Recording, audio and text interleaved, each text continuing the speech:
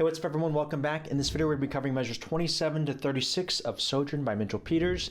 In the previous video lesson, we've just come off these octave Bs, rolling from the previous section. And we talked about how you want to make sure you're feeling that pulse. 1, 2, 3, 1, 2, 3. For a lot of young players, they forget to count or feel the beat through long notes. And so you can guarantee that someone, if they're listening, and it's some sort of adjudication situation, they're still feeling 1, 2, 3, 1, 2, 3. And especially if you're playing with other musicians, they're feeling that pulse. So you want to make sure you feel that pulse through those octave Bs, and that's going to carry you right into this next section. So we have 1, 2, 3, 1, 2, 3, 1.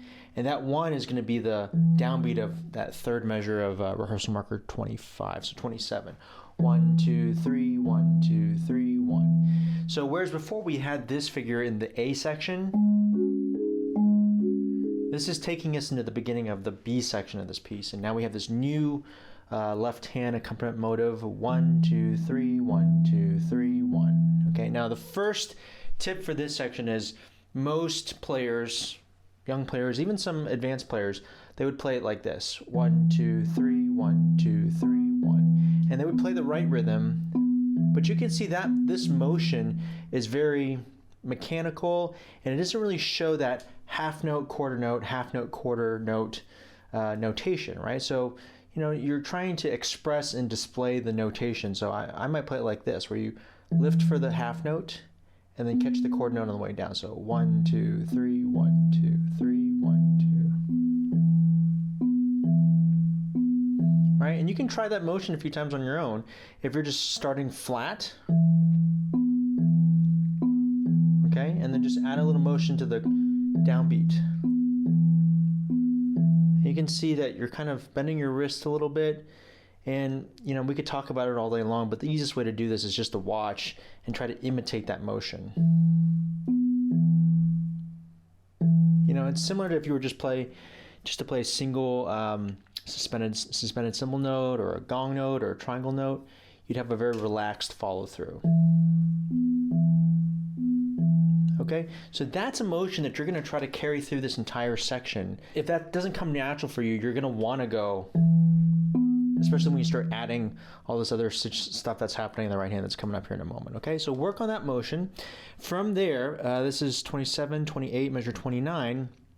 We start to have this ascending and descending pattern of this B section. Okay, so we have thirds. It's a minor third in the right hand from E to G.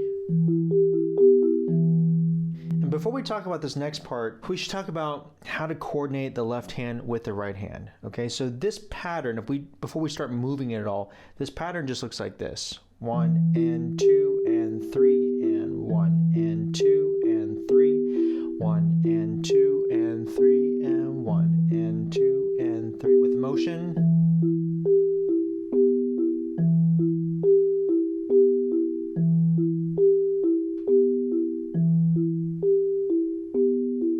Okay, and similarly in the right hand, we're trying to keep this motion smooth in the left hand. In the right hand, it's the same thing. Very easily, you could see yourself really muscling out each one of those individual notes.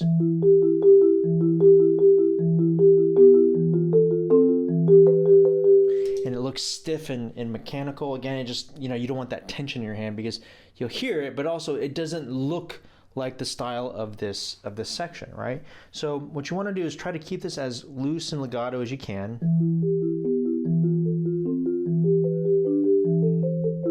Even though I am articulating each one of those notes, and these single alternating strokes here, these come from having, you know, spent your time working on your single independent strokes, where you're just rotating around this outer mallet, and you have to be able to move between these. And when you practice these, ideally, you know, without making this too technical of a video, when you play this stroke, that mallet stays here, and then when you play this stroke, that mallet stays there. So you can see that the mallet is returning to that up position, or that prep position, before it goes down. Now, in practice, my hands are down here. And the shape, it's going to be dum ba dee da dee da, bum ba dee da dee da, bum ba dee da dee da. as opposed to it being really stiff.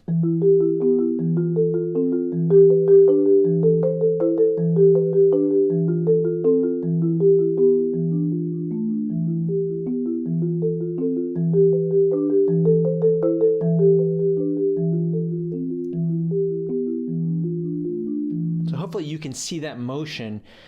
Playing the right notes and the rhythms, yes, we're shooting that, but how do we make it look and sound mature? It comes from the flow, the relaxation, and the next thing we're going to talk about, which is the phrasing.